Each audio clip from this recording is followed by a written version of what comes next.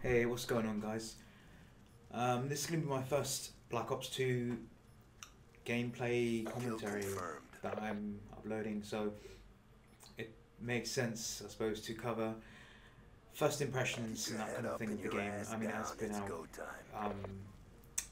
almost a week now. It's been officially released. I've put in probably too much multiplayer time, to be perfectly honest. I think I'm level 50 on maybe the first prestige, level 50. So I put in a decent amount of hours so far.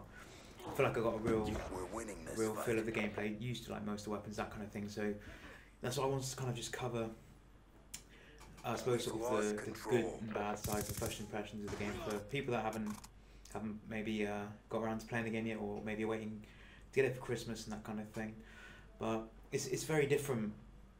In my opinion, it's very different to the previous CODs in the sense that it's it's all the CODs obviously to some extent are very similar, but they obviously are, they vary slightly in terms of like Modern Warfare 2 is very hectic, Black Ops 2 was very, well, in comparison to Modern Warfare 2 it's kind of a bit boring.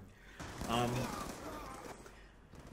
this game, I was surprised because it's I think it's probably as hectic as Modern Warfare 2, and I didn't expect that because Black Ops 1 again was, as much as I like Black Ops 1 and I really like Black Ops 1, this is very different. The play style of it is very different. I think part of that is because they've actually changed the maps up, the design of the maps more to like a Modern Warfare 3 sort of approach. That's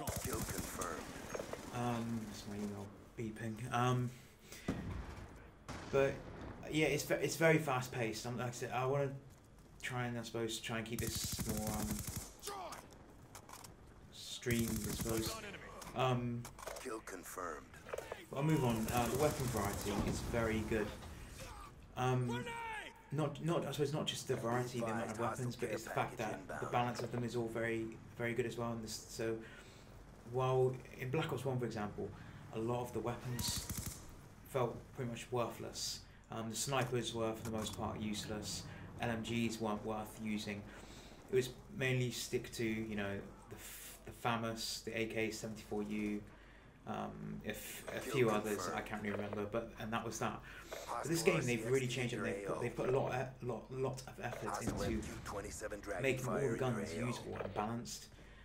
You could pretty much put this up, I think, maybe eight SMGs, and you pick one and you think, oh, this is my new go-to sort of SMG, and then you use another one and you think the same, and in reality they're all really usable, and they're all really balanced. And again, there's I think maybe 10 assault rifles.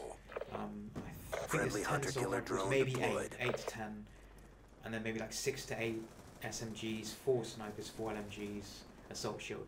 But yeah, the variety's there and the balance is there as well. Dragonfire deployed. Kill streaks. I'm moving to kill streaks. Kill confirmed. The kill streaks, in my opinion, they're not as balanced as they probably could have been. I think they've kind of gone the route that they have done in recent years of CODs, is that the earlier ones are actually quite, I wouldn't want to say overpowered, but they're sometimes a little bit too effective.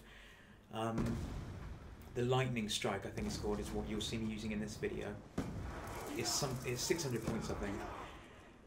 600 point streak, and it's essentially a mortar strike. It's more like dropping 3 predator missiles instantaneously on the map rather than a mortar strike.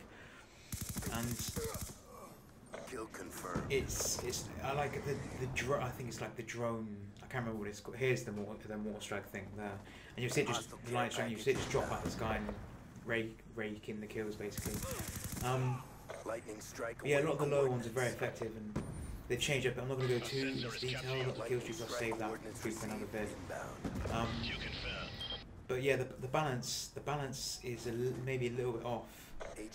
But it's going to be difficult to balance kill streaks, because if you make them too overpowered, which some are, then everyone complains. But if you make them underpowered, everyone complains. And if you make them overpowered but easy to shoot down, then the people who earn them complain. So it's a very touchy sort of subject, I suppose, and a very awkward subject to sort of manage. But I move on to the unlock system. It's, again, I don't really have the time to go too into depth in that's how it works if you're not familiar with the new system. But essentially, it doesn't. Essentially, for the most part, it doesn't take away all your stuff. You still have to re-unlock weapons by level, but you keep your weapon progress and you keep your weapon attachments. And so, if you're a prestigier, that kind of thing is really, really good. And I think it's definitely a step in the right direction. So I think for too long, it's kind of. I wouldn't want to say punished people for prestiging, because obviously prestiging is a choice, but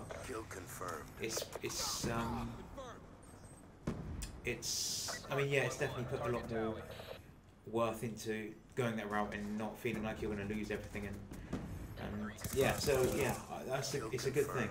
It's a good thing. And the next thing, attachments. I suppose I want to cover. The attachments actually play a major role in this game.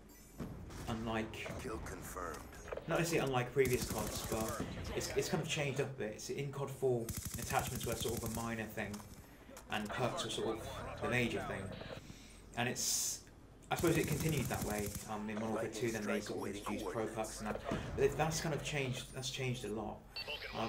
In Black Ops 2, the perks are almost restricted. They don't seem all that useful. And attachments have basically replaced perks for the most part. Perks that you didn't necessarily think were in the game, such as sleight of hand, stalker, quick draw, that kind of thing. They actually are, but they're just sort of hiding under the guise of attachments. For example, the folding stock on the SMGs and assault rifles is essentially Stalker from Modern Warfare 3.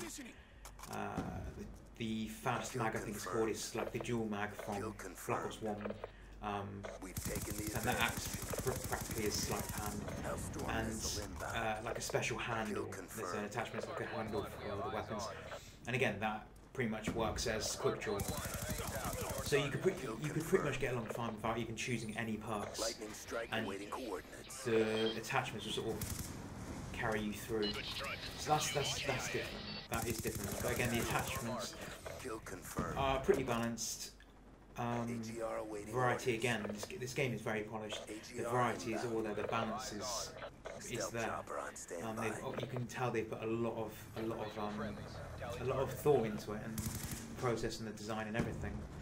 The visuals and the atmosphere are very different to Black Ops 1. Black Ops 1 was very sort of dull looking, I suppose, and it looked quite a bit poor, especially considering Modern Warfare 2 looked really nice and it was quite it had some vibrant maps, Terminal, Favela, that kind of thing. The visuals and the atmosphere in this game are second to none, to be honest. Especially the audio. The audio of the game is really, really phenomenal.